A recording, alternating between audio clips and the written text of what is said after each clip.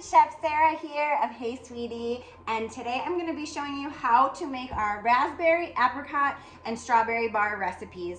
Thank you so much for purchasing our kits, and we're so excited to teach you how to find some more joy in your kitchen. So let's start by, we're going to make the raspberry bars today. And the raspberry bars, the apricot bars, and the strawberry bars, our latest collection is actually the same recipe with a different filling.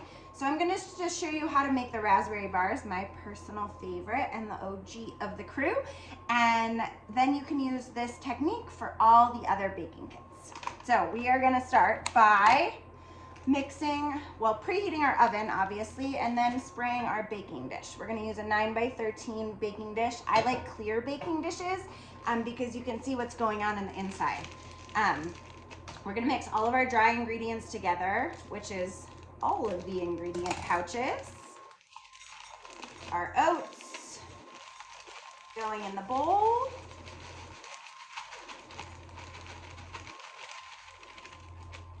And then we're gonna mix our flours and then our sugars.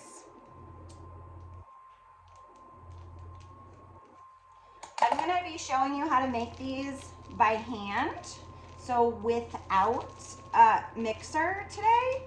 And my secret ingredient is gloves. If you don't have gloves at home, just disposable, like plastic gloves or latex gloves, you might want to invest in some, and I can put a link below this video for a great pair that you can purchase, or a great box of pairs you can purchase. They're super helpful for everything, but especially making our baking kits if you don't like getting cookie dough under your nails, which sometimes I enjoy, but not all the time.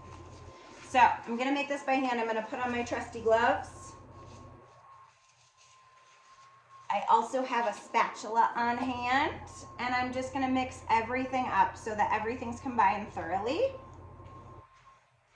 And before I started this video, I melted 3 sticks of butter. That's 12 ounces of butter, or 3/4 of a pound of butter, which I have right here. And then I'm gonna go ahead and pour that into our mixture. I'm gonna start by kind of working it with the spatula, and then I'm gonna switch to my hands, which in my experience has always been the best mixer. And we're gonna mix this up until it looks kind of like cookie dough. So there's no flour that's gonna be shown in the dough that's gonna look kind of sandy. It's all gonna be thoroughly combined. Show you what that looks like in just a second.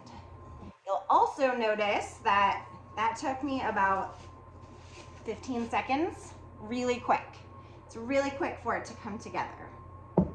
The next thing I'm gonna do is press 2/3 of this dough into your prepared baking sheet. And you can eyeball 2/3. This is not like super technical. And then you're gonna press your dough into the bottom of your pan. So it's kind of just like a bottom of a raspberry bar, or an apricot bar, or a strawberry bar. So it should look just like that. Then I'm gonna open up my jelly packet and gently just squeeze out all of that raspberry jam. I'm gonna get a new spatula. So I squeeze it all out, and then I'm just gently gonna spread it out evenly. And you can make it pretty, you can make it not pretty. It's okay if it's not pretty, because we're gonna cover it up with the rest of the crumble. You can also use your gloves, gloved hands. That might make it easier, but you just wanna evenly spread the mixture all over the crumble. Gloves work really well. Gloves are a life changer. So like I said, I'll share a link with you to great kitchen disposable gloves And the last part, so it just kind of looks like it's spread all the way throughout. Look, I missed some. That's okay. Just a regular person doing some baking. The next thing I'm going to do is put the rest of the crumble on top of the bars. And cover the raspberry jam up, or whatever jam you're using. Should look like that.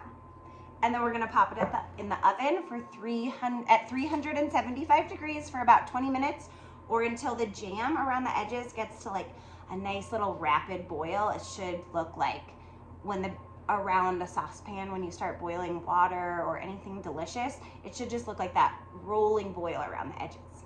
So I'll see you when this comes out of the oven. All right, that's what we're looking for.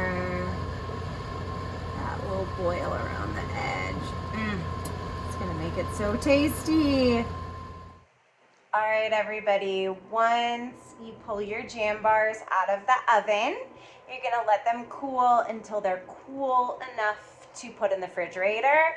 That's about room temperature. Let them chill for a little bit and then cut them into 12 squares and serve and enjoy. Happy baking, enjoy.